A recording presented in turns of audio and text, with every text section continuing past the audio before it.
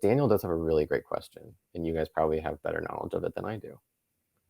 Okay, so Daniel's question is that if the CW gets sold and is no longer owned by Warner Brothers, do you guys know what that means for the DC film rights? Would the CW even still be able to do Arrowverse shows? So, as far as the news that they've given out is that Warner Brothers TV will just divest a majority ownership, and that they will still be providing content to the CW, which is why Mark Pedowitz is secure in being able to continue to provide superhero television under the DC label to the CW.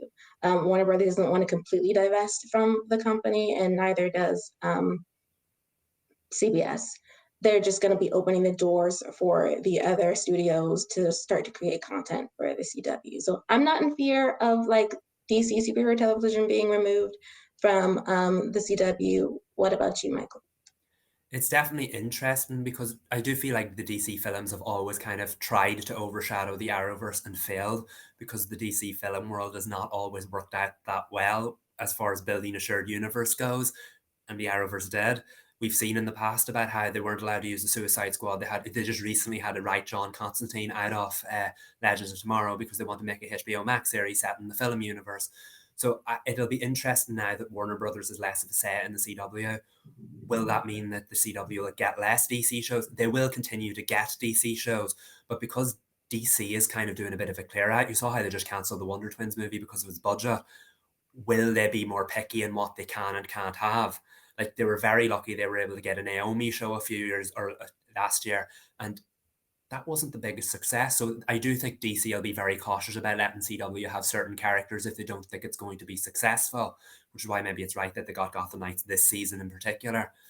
I think maybe we could see bigger characters who aren't in the movies on the CW going forward, so that they don't interfere. But I do think as as DC Films tries to rebuild its film universe, there may be a bit of an overlap with the CW that they won't want to share the characters. That might be a bit awkward when you've got a character like Superman performing incredibly well on CW. But I do think that's a great question. It's always been a bit of a murky area in what kind of say DC Films has over the CW.